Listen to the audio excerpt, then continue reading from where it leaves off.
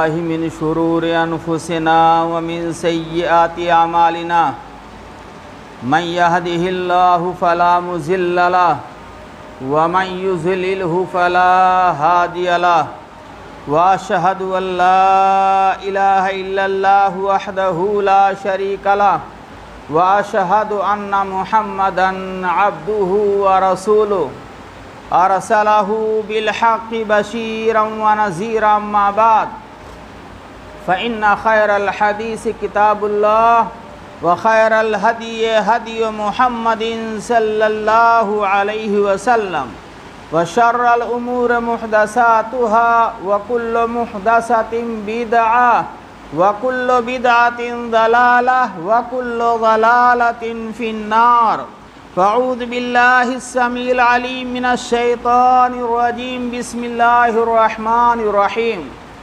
وأنكحوا الأيام منكم وقال النبي صلى الله عليه وسلم تنكح المرأة لأربعين لمالها ولحسبها ولجمالها ولدينها فاظفر بذات الدين تربت يداك رواه البخاري رب اشرح لي صدري ويسر لي أمري واحلل عقدة من لساني يفقهوا قولي اللهم زدني علما وارزقني فهما۔ قابل احترام علماء کرام، بزرگوں، نوجوان دوستوں، حاضرین جمعہ، محترم سامعین، عزیز بچوں، سب سے پہلے ہم اللہ رب العالمین کی تعریف و توصیف، کبریائی اور بڑائی بیان کرتے ہیں جو ہمارا خالق، مالک، رازق ہے۔ یہی نہیں بلکہ بے شمار صفات کا حامل ہے۔ اللہ تعالیٰ کی جتنی بھی تعریف کی جائے کم ہے۔ ہم صرف اتنا کہہ سکتے ہیں الحمدللہ حمداً کثیراً طیباً مبارکاً فیہ سبحان اللہ بحمدہ سبحان اللہ العظیم۔ اللہ تعالیٰ کی حمد و ثنا کے بعد اس روئے زمین پر سب سے مقدس ہستی اگر کسی کی ہو سکتی ہے اللہ کی نظر میں تو وہ انبیاء اور پیغمبروں کی ہستیاں ہیں۔ بے شمار درود و سلام نازل ہوں اللہ کے پیغمبروں پر، رسولوں پر، خصوصاً آخری نبی جناب محمد رسول اللہ صلی اللہ علیہ وسلم پر۔ یہ وہ انبیاء کی ہستیاں ہیں میرے بھائیوں جن کے ذریعے سے ہم کو اللہ کا پیغام ملا ہے اور جن کے ذریعے سے توحید ہم کو ملی ہے جو سب سے قیمتی دولت ہے اور جس کے بغیر کوئی بھی عمل انسان کا اللہ کے دربار میں قبول نہیں ہو سکتا ہے۔ ایسے نبیوں پر، ایسے رسولوں پر لاکھوں کروڑوں درود و سلام نازل ہوں۔ میرے بھائیو دوستو، حمد و ثنا درود و سلام کے بعد میں نے آپ کے سامنے قرآن مجید کی سورہ نور کی آیت نمبر 32 تلاوت کی ہے اور صحیح بخاری کی ایک حدیث آپ کے سامنے رکھی ہے۔ آج کے خطبہ جمعہ میں میرا جو ٹاپک ہے، جسے عنوان پر، جس موضوع پر میں بولنے کے لیے آج حاضر ہوا ہوں، وہ بہت ہی حساس موضوع ہے اور وہ موضوع ہے اولاد کی شادی میں تاخیر کیوں؟ اولاد کی شادی میں، نکاح میں تاخیر کیوں؟ آج اس موضوع پر میں آپ کے سامنے گفتگو کرنے کے لیے حاضر ہوا ہوں۔ میرے بھائیو دوستو، مذہب اسلام نے رہبانیت کی ذرہ برابر اجازت نہیں دی ہے کہ انسان بغیر شادی کے رہے، بغیر نکاح کے رہے، سادھو پن بن کر کے رہے، درویشی اختیار کرے۔ اس کی اسلام میں قطعاً اجازت نہیں ہے۔ لا رہبانیت فی الاسلام۔ لڑکا لڑکی اولاد کی حیثیت سے ہمارے پاس امانت ہیں، امانت۔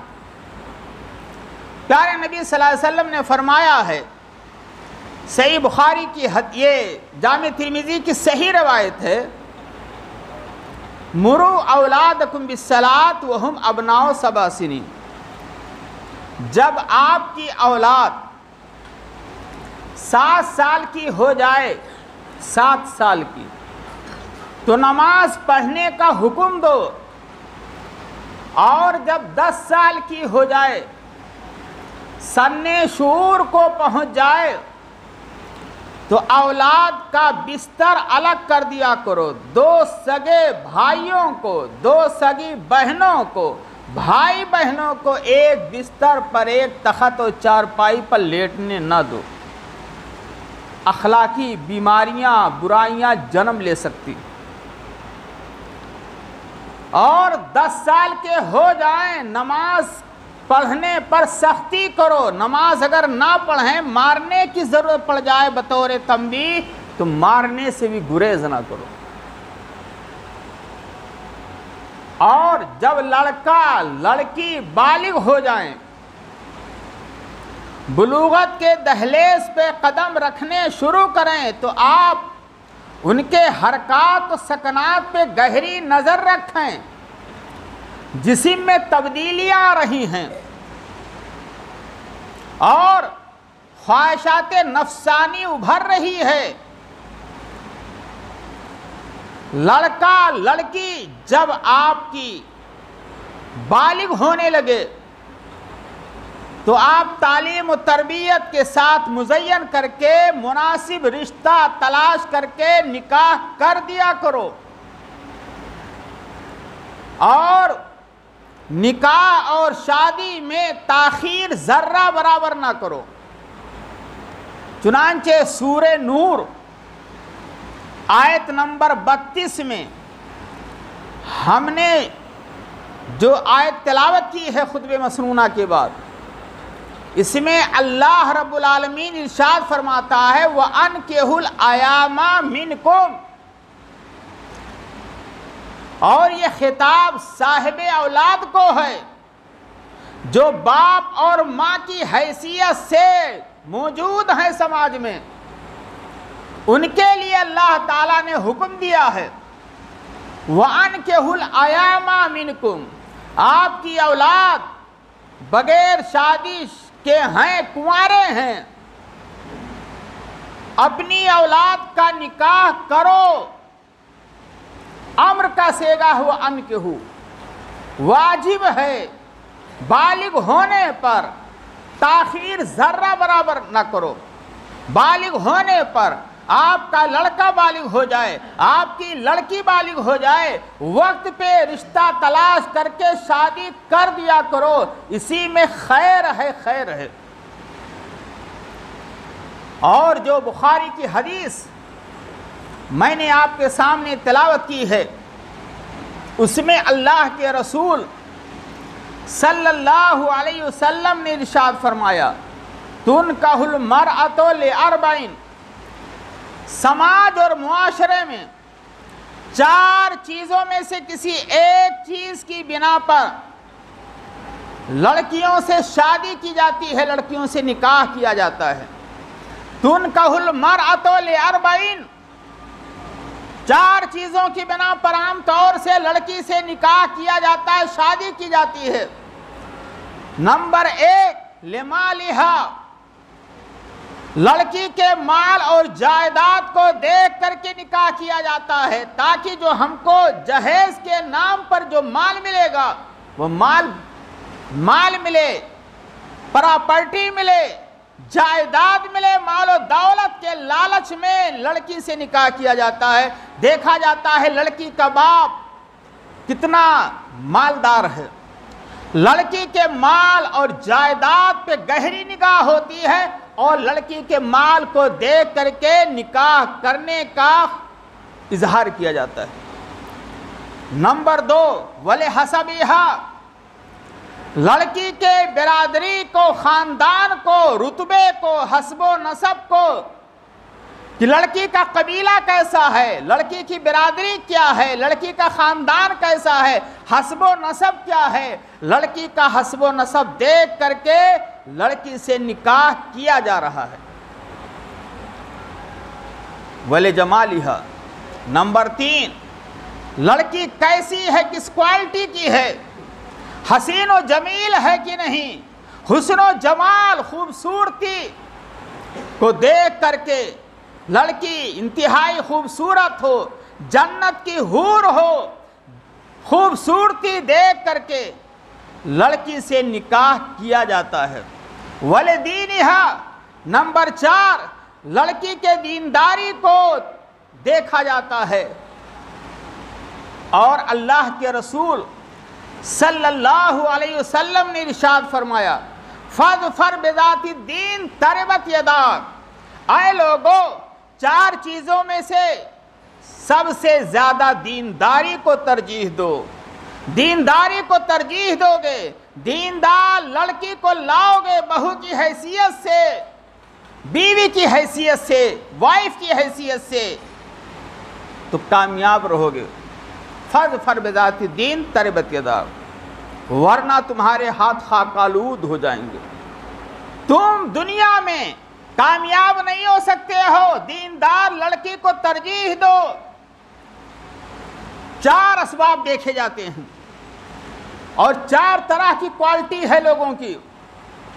या तो लड़की का माल देखा जाता है, या तो लड़की का हस्ब नसब देखा जाता है, या तो लड़की का हुस्न जमाल देखा जाता है, या तो लड़की की दीनदारी देखी जाती है। चौथे नंबर पर दीनदारी को नबी ने जिक्र किया है। ये इस बात की दलील है कि दीनदार लड़की को तरजीह नहीं दी जाती है। बहुत कम हजरात, बहुत कम लोग हैं जो दीनदारी को तरजीह देते हैं, वरना दीन के नाम पर ढकोसला है, दीन के नाम पर फराड है। कहा जाता है कि हम तो दीनदार हैं, हम माशाअल्लाह बहुत दीनदार हैं, लेकिन अंदर अंदर क्या हो रहा है? अंदर अंदर खाते में पैसे मंगाए जा रहे हैं, अंदर अंदर मियाँ बीवी चुपके चुपके बिरादरी देखते हैं, मालदारी देख रहे हैं, बिरादरी और हस्बो नसब देख रहे हैं। लड़की को रिजेक्ट इसलिए कर दिया जाता है कि लड़की गरीब है, लड़की की शादी नहीं हो सकती है। सब कुछ ठीक है, लेकिन बेगम साहिबा को पसंद नहीं।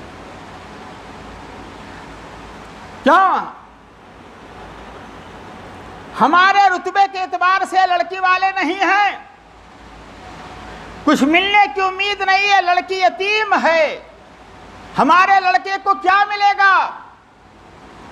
मालदारी नहीं है, माल और दौलत नहीं है, फ्रिज कूलर नहीं दे सकते हैं, हमको एडवांस पैसे नहीं दे सकते हैं, हमारे बारातियों को खाना नहीं खिला सकते हैं।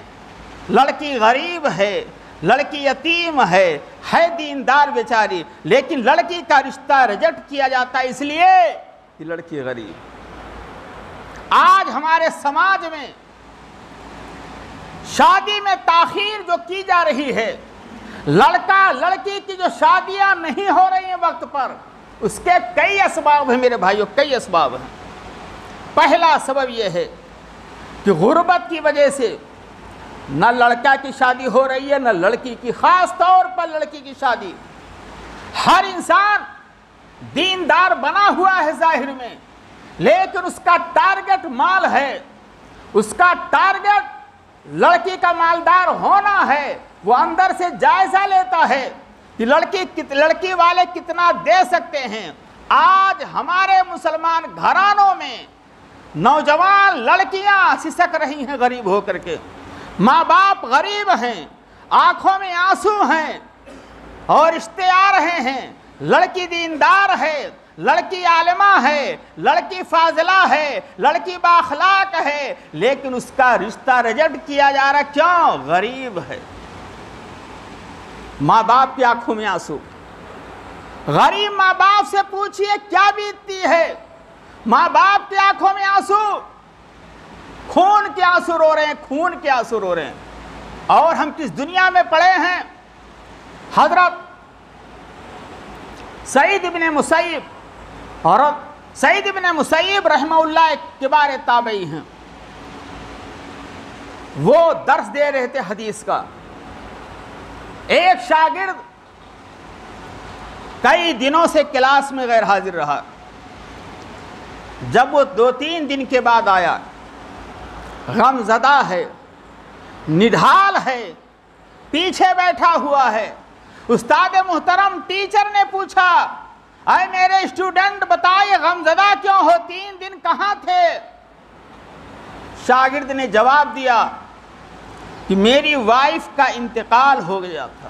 اسٹوڈنٹ ہے، طالب علم ہے، شادی ہو چکی ہے، تعلیم میں کوئی رکاوٹ نہیں۔ کہاں گئے وہ ہمارے بھائی جو کہتے ہیں کہ لڑکا ہمارا بھی پڑھ رہا ہے، لڑکی ہماری پڑھ رہی ہے، ابھی تو عالمہ نہیں بنی ہے، ابھی تو BA کر رہی ہے، جب تک PhD نہیں ہو جائے گا، جب تک لڑکا پیر پہ کھڑا نہیں ہو جائے گا، جب تک تو شادی کے لیے ہم نے سوچا ہی نہیں۔ یہاں شاگرد ہے، اسٹوڈنٹ ہے سعید ابن مسیب کے بارے تابعی کا، اور شادی شدہ ہے، بیوی کا انتقال ہو گیا۔ کہا تجہیز و تکفین میں مشغول تھا اس لیے کلاس میں نہیں آ سکا۔ استاد محترم نے سوال کیا کہ میرے شاگرد تم نے شادی کے لیے سوچا کہ نہیں سوچا؟ کہا مجھ جیسے غریب سے شادی کون کرے گا، بہت غریب ہوں۔ کہا شادی کے لیے تیار ہو؟ کہا جی ہاں تیار۔ درس بند کیا، گھر پہ گئے، لڑکی عالمہ پڑھی لکھی، دیندار، باپ عالم، باپ نے اپنے بیٹی کی تربیت کی، بیٹی سے مشورہ لیا، رائے لی، اور آ کر کے اسی درس میں لڑکوں کے سامنے گواہ کی موجودگی میں لڑکی کا نکاح پڑھا دیا، لڑکی کا نکاح اس غریب اسٹوڈنٹ سے کر دیا۔ اور جب شام ہوئی تو اپنی بیٹی کا ہاتھ پکڑا اور اسٹوڈنٹ کے گھر ٹیچر پہنچ رہے ہیں اپنی بیٹی کے لیے۔ کہا کون؟ کہا سعید ابن مسیب۔ دروازہ کھولا اسٹوڈنٹ نے، کہا اللہ اکبر، استاد محترم آپ۔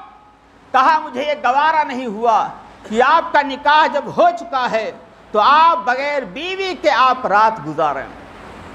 بیوی کو حوالے کر دیا۔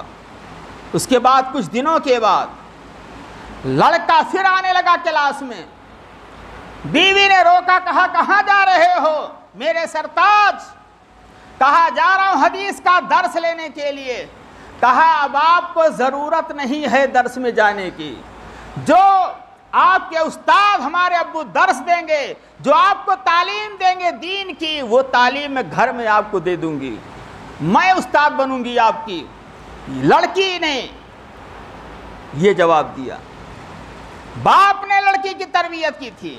غور کیجئے، لڑکا غریب ہے اور استاد نے، ٹیچر نے بھرے مجمع میں اپنی غریب لڑکی عالمہ کی شادی نکاح کر دیا اسٹوڈنٹ سے، اور شام کو لڑکی کو حوالے کر دیا۔ اللہ، یہ ہے میرے بھائیوں آج ہمارے سماج میں لڑکی کا دیکھا جا رہا ہے، برادری، قبیلہ، خاندان۔ کوئی کہتا ہے کہ ہم تو خان ہیں، خان ہی میں شادی ہوگی، انصاری ہیں، انصاری ہی میں برادری میں شادی ہوگی، ہم تو فلاں خاندان سے ہمارا تعلق ہے، اگر دوسرے خاندان کی لڑکی لے آئیں گے تو ہماری ناک کٹ جائے گی اور ہماری بیگم صاحبہ تو گھر میں گھسنے نہیں دیں گی، ناک کٹ جائے گی۔ یہ ہماری سوچ ہے۔ آج آپ دیکھ لیجئے اپنے سماج اور معاشرے کا حال۔ بنجارہ قوم دوسری قوم میں شادی کرنے کے لیے تیار نہیں، نہ لڑکا لانے کے لیے نہ لڑکی لانے کے لیے تیار۔ تمام برادریوں کا ہی حال ہے۔ ہر برادری کے لوگ، افسوس کی بات ہے، ہر برادری کا آدمی اپنے برادری کو سب سے اچھا سمجھ رہا ہے۔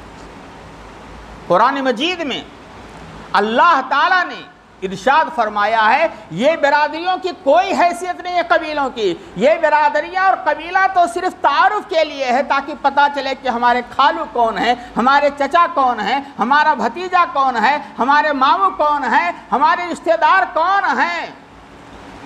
یا ایھا الناس انا خلقناکم من ذکر و انثی وجعلناکم شعوبا وقبائل لتعارفوا۔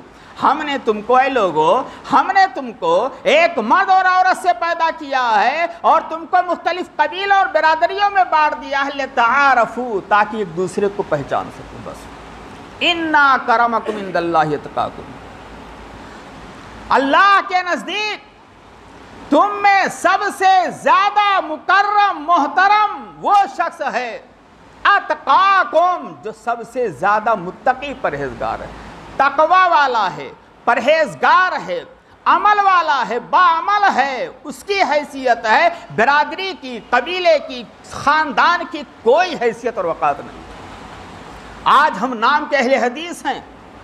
میں یہ پوچھنا چاہتا ہوں کہ آپ توحید والے ہو, اہل حدیث ہو, الحمدللہ اللہ کا شکر ہے کہ آپ توحید پر قائم ہیں, لیکن آپ کی اہل حدیث بچیاں آپ کے جماعت میں موجود ہیں, آپ اپنے غریب اہل حدیث کی بچیوں کو لینے کے لیے تیار کیوں نہیں؟ کیوں رکاوٹ ہے؟ لڑکی اہل حدیث ہے, آپ کی برادری سے میل نہیں کھا رہی ہے, لیکن اہل حدیث ہے, تقوی والی ہے, بااخلاق ہے, دیندار ہے, وہ لڑکی بیٹھی ہوئی ہے. اہل حدیث جماعت کا فرد اسے قبول کرنے کے لیے تیار. کیوں؟ برادری کا چکر, مال کا چکر. وَلِجَمَالِهَا لڑکی کو ریجیکٹ اس لیے کر دیا جاتا ہے جاتے ہوئے دیکھنے کے لیے کہ لڑکی حسین و جمیل نہیں ہے. آپ بتائیے, لڑکی اگر عالمہ ہے, لڑکی دیندار ہے, بااخلاق ہے, نماز کی پابند ہے, صوم و صلات کی پابند ہے, قرآن کی تلاوت کرتی ہے, اچھے اخلاق کی مالکہ ہے, اس لڑکی کا نکاح اس لیے نہیں ہو رہا ہے 30 سال 25 سال 35 سال کی عمر ہو چکی ہے, چہرے پہ رانائی ختم ہو رہی ہے, آنکھوں میں آنسو ہیں, کاش کہ میں غریب نہ ہوتی, کاش کہ میرے والدین غریب نہ ہوتے تو آج میری بھی شادی ہو گئی ہوتی. کیا اسی لیے اس کو ریجیکٹ کر دیا جا رہا ہے کہ وہ سانولی ہے, وہ خوبصورت نہیں ہے؟ کتنے رشتے میرے بھائیوں سانولے پن کی وجہ سے ریجیکٹ ہو رہے ہیں. بتائیے یہ چمڑی بنائی ہے کس نے؟ اللہ نے. اور خوبصورت چمڑی کی بنا پر کوئی جنت میں نہیں جا سکتا ہے. اگر خوبصورت چمڑی کی بنا پر کوئی جنت میں جاتا تو حضرت بلال جنتی نہ ہوتے. اللہ کے رسول نے فرمایا تھا, اے بلال میں نے خواب میں دیکھا ہے کہ تم ہمارے آگے آگے جنت میں چل رہے ہو, اللہ اکبر, اور تمہارے کھڑاؤں کی آواز ہمیں تو سنائی دے رہی ہے. نبی کے آگے آگے جنت میں حضرت بلال, حبشہ کے رہنے والے, سانولے کالے کلوٹے. اللہ کے رسول نے خواب دیکھا کہ جنت میں میرے آگے آگے چل رہے ہو. میرے بھائیو دوستو, ہوش کے ناخن لو. دیندار لڑکی کو ترجیح نہیں دیا جا رہا ہے, یہ لڑکوں کی طرف سے کمی ہے. مالداری کو دیکھا جا رہا ہے, حسب و نسب, برادری, قبیلے, خاندان کو دیکھا جا رہا ہے. لڑکی جنت کی حور ہو, لڑکا سانولا ہے, ماں انتہائی کالی ہے, باپ کا چہرہ دیکھنے کے لائق نہیں ہے, لیکن بہو کیسی چاہیے؟ جنت کی حور چاہیے. آپ اندازہ لگاؤ, وضع میں تم ہو نصارہ تو تمدن میں ہنود. یہ مسلمان ہے جنہیں دیکھ کر شرما یہود. قوت فکر و عمل پہلے فنا ہوتی ہے, پھر کسی قوم کی شوکت پہ زوال آتا ہے. لڑکی کے گارجین کو بھی بتلایا گیا ہے, اذا خطب الیکم من ترضون دینہ و خلقہ, جب تمہارے پاس لڑکی کے لیے ایسا رشتہ آئے, ایسے لڑکے کا رشتہ آئے جس کے اخلاق اور دین سے تم راضی ہو, دیندار لڑکا ہے, بااخلاق ہے, تو فوراً فزوجو, فوراً شادی کر دو. الا تفعلوا تکن فتنہ فی الارض و فساد عریض, جامع ترمذی کی صحیح روایت. اگر تم شادی نہیں کرو گے دیندار لڑکے سے, اپنی لڑکی کا, بااخلاق لڑکے سے, اخلاق اچھے, دیندار ہے, اگر لڑکی کا رشتہ نہیں کرو گے تو روئے زمین میں بہت بڑا فتنہ برپا ہوگا اور بہت لمبا فساد ہو جائے گا، بدکاریاں عام ہو جائیں گی، لڑکیاں اپنے گھروں سے بھاگنا شروع کر دیں گی، ارتداد کا فتنہ آسمان پر چڑھ جائے گا، اور آپ کے اور ہمارے گھروں کی لڑکیاں غیر مسلموں سے ناجائز تعلقات کام کریں گی، سماج کے اندر بدکاریاں زناکاری عام ہو جائے گی۔ آج دیکھ لیے سماج کا کیا حال ہے۔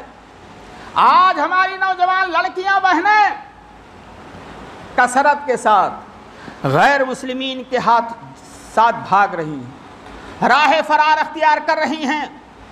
باپ کی حیثیت سے نوجوان لڑکیوں پر گہری نگاہ نہیں رکھ رہا ہے، قیمتی موبائل لڑکیوں کو دے کر کے ان کو خود اپنے گھر سے بھگانے کے لیے راستہ ہموار کر رہا ہے۔ لڑکی موبائل کے ذریعے سے غلط استعمال کرنے کی وجہ سے اور بوائے فرینڈ بنانے کی وجہ سے عشق و محبت کا راستہ اپناتی ہے، اور آہستہ آہستہ ایک گھنٹے تک گھروں سے فون ہو رہا ہے، گلیوں میں بارجوں میں رہ کر کے باپ دن بھر کاروبار میں مشغول ہے، باپ کو فکر نہیں ہے لڑکی ہماری کہاں جا رہی ہے، لڑکی کے میسج کہاں سے آ رہے ہیں، لڑکی کا فون کہاں سے آ رہا ہے، لڑکی چیٹنگ کہاں سے کر رہی ہے، اس کے فون کا جائزہ لینے کے لیے ہمارے پاس ٹائم نہیں ہے۔ اور جب لڑکی گھر سے بھاگ جاتی ہے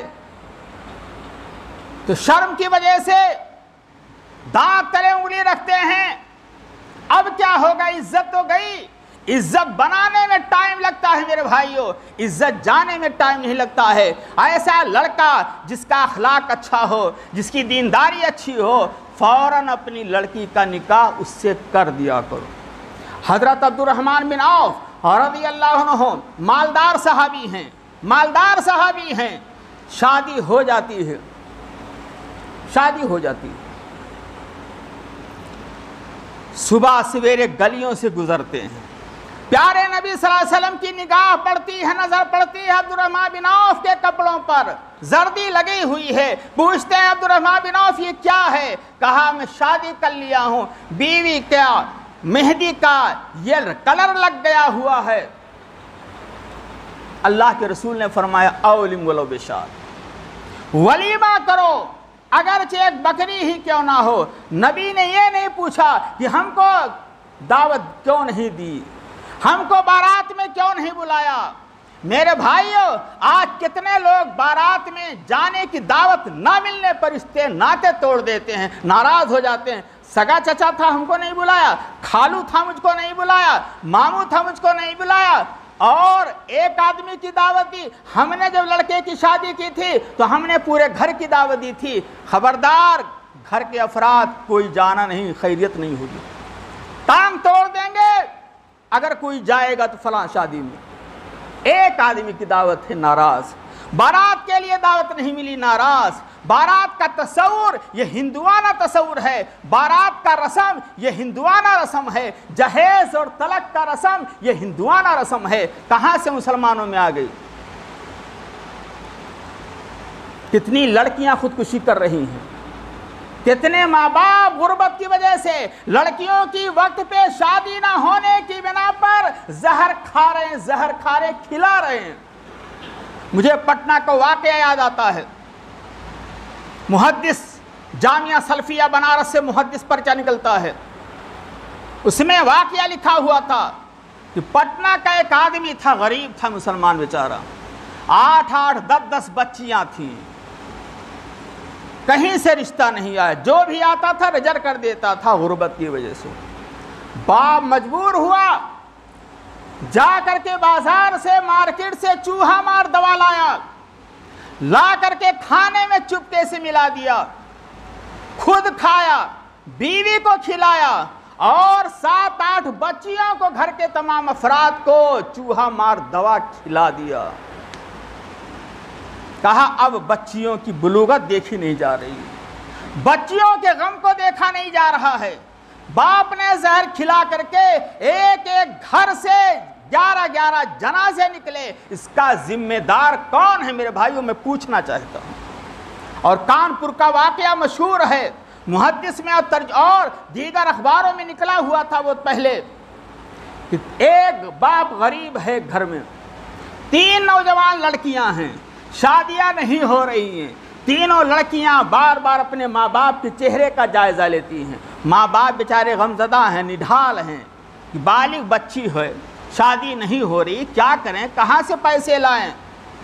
لڑکیوں نے مجبور ہو کر کے مشورہ کیا، کمرہ بند کیا، پھانسی کا پھندا ڈالا اور لٹک گئی، اور تینوں نے اپنی جان اللہ کے حوالے کر دی اور ایک کاغذ لکھ دیا کہ میں اس لیے دنیا سے جا رہا ہوں کہ میرا باپ غریب ہے، مجھے نکاح میں کوئی قبول کرنے کے لیے تیار نہیں۔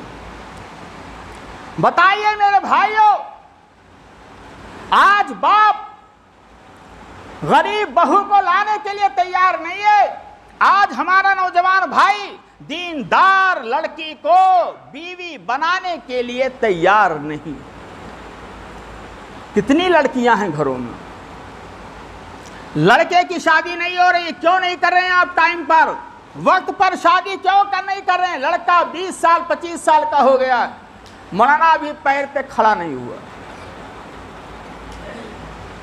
کہاں لکھا ہے شریعت میں پیر پہ نہ کھڑا ہو 40 سال تک 50 سال تک تو کیا شادی نہیں کریں گے؟ آج اپنے سماج کا جائزہ لے لو، کتنے ہمارے نوجوان بھائی ہیں جو بیچارے شادی کے لیے ترس رہے ہیں، لیکن ماں باپ سے کہیں تو کیسے کہیں؟ وقت پہ شادیاں نہیں کر رہے ہیں، لڑکے ناجائز تعلقات قائم کیے ہوئے ہیں اور گرل فرینڈ بنائے ہوئے ہیں۔ باپ کو معلوم ہے کہ لڑکے کے تعلقات اچھے نہیں ہیں، ماں کو معلوم ہے، سب کچھ معلوم ہے، لیکن ابھی شادی نہیں ہوگی۔ ایک تو یہ بہت خراب سوچ ہے کہ لڑکا پیر پہ کھڑا نہیں، اور دوسری سوچ کیا ہے، 4 لڑکے ہیں 1 لڑکی ہے، تو لڑکے بڑے ہیں، بڑے لڑکوں کی شادی نہیں کر رہا، کیوں؟ سوچ ہماری یہ ہے کہ پہلے بیٹی کا نکاح ہو جائے گا، پہلے بیٹی کی شادی کر دیں گے، تب بیٹی کی عمر 20 سال کی ہے، لڑکوں کی عمر 30 سال 35 سال ہو گئی ہے، لڑکے بیٹھے ہوئے، کیوں؟ پوچھا جا رہا بھائی صاحب شادی کام ہونا، ایک بہن ہے، ابا اماں کا کہنا یہ ہے کہ جب تک بہن کی شادی نہیں کر دیں گے بیٹی کی، جب تک تمہاری نہیں۔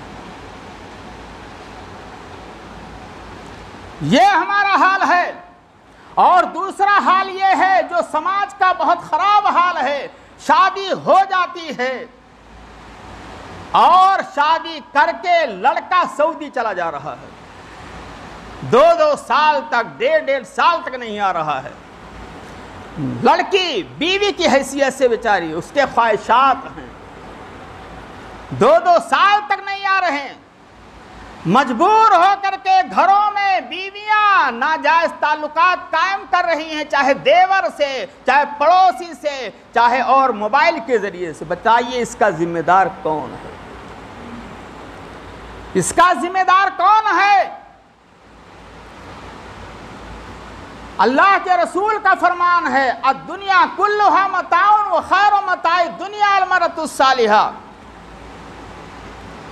دنیا سب فائدہ اٹھانے کی چیز ہے اور سب سے بہترین فائدہ اٹھانے کی چیز نیک عورت ہے۔ وقت پر شادی نہ کرنے سے بدکاریاں عام ہو رہی ہیں، آج ہمارے سماج میں نکاح کرنا مشکل ہو گیا ہے، بدکاری آسان ہو گئی ہے، ہزاروں لڑکیاں ہیں، فری میں لڑکیاں مل جائیں گی بدکاری کے لیے، اور آج کل ماں باپ مجبور ہیں، لڑکیوں سے خود کہا جا رہا ہے کہ اپنا شریک حیات تلاش کر لیجئے، عشق و محبت کے ذریعے سے اس میں پیسہ نہیں لگے گا، اور اگر شرعی اعتبار سے شادی کریں گے تو 10 لاکھ 20 لاکھ ہمیں انتظام کرنا پڑے۔ میرے بھائیو، سماج ہمارے مسلم معاشرے کا حال ناگفتہ ہے۔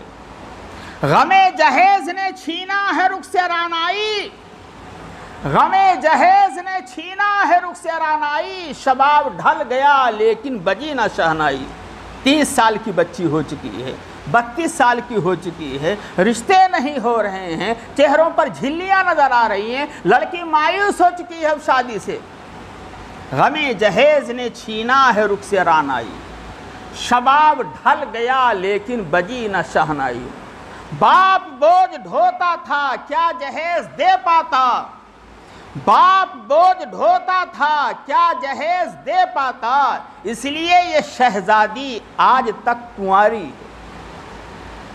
میرے بھائیو، یہ شادیوں میں فضول خرچیاں، یہ ٹیپ ٹاپ، یہ تکلفات، یہ کھانے کے ڈش، باراتیوں کا ہجوم، یہ کمکمے، یہ شامیانے، یہ عورتوں اور مردوں کا اختلاط، اور مردوں کا، نوجوان لڑکوں کا ہماری بہنوں اور بیٹیوں کو کھانا کھلانا، اور قیمتی قیمتی زیورات اور بدلے میں دینا لینا، اور ہندوانہ رسم و رواج۔ میرے بھائیو بتاؤ اس پر پابندی کب لگاؤ گے؟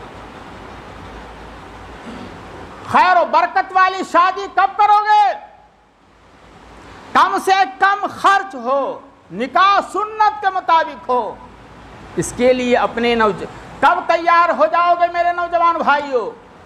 اپنے والدین سے کہتے کیوں نہیں ہو کہ شادی ہم کریں گے دیندار لڑکی سے، ہم کچھ لیں گے نہیں؟